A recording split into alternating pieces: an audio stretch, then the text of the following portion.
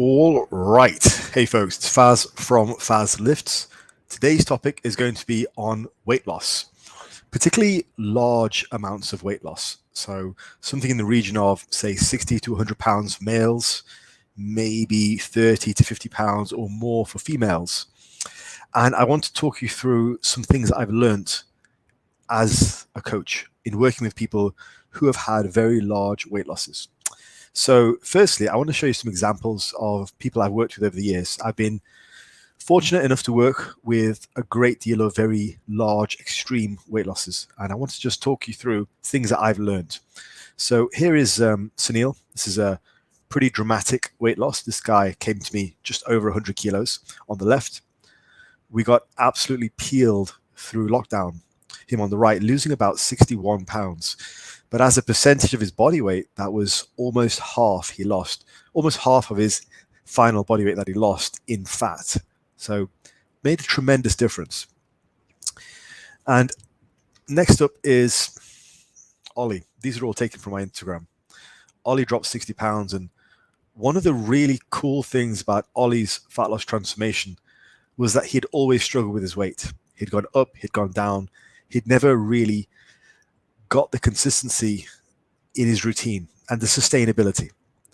As of now, from what I can tell, he's still maintaining a good degree of weight loss, and I think this is something he can carry on for life. So there were a number of things which were cool about Ollie's journey, but the biggest one for me is the fact that he had already tried a few times before and gone up, gone back down, gone back up again. And next we have Josh. This was a roughly 50-pound loss. The cool thing about this loss was he went from being fairly overweight to being absolutely shredded, which was really cool. So all of these guys have had their own fat loss journeys, and they all represent a great body of work. They all come from different places, but I want to talk to you today about some of the commonalities in what I've learned from overseeing very large fat loss transformations. So first of all, I think you have to find what your own method of attack is. So in my mind, there are three fairly distinct methods of tracking your food and what you eat. Okay.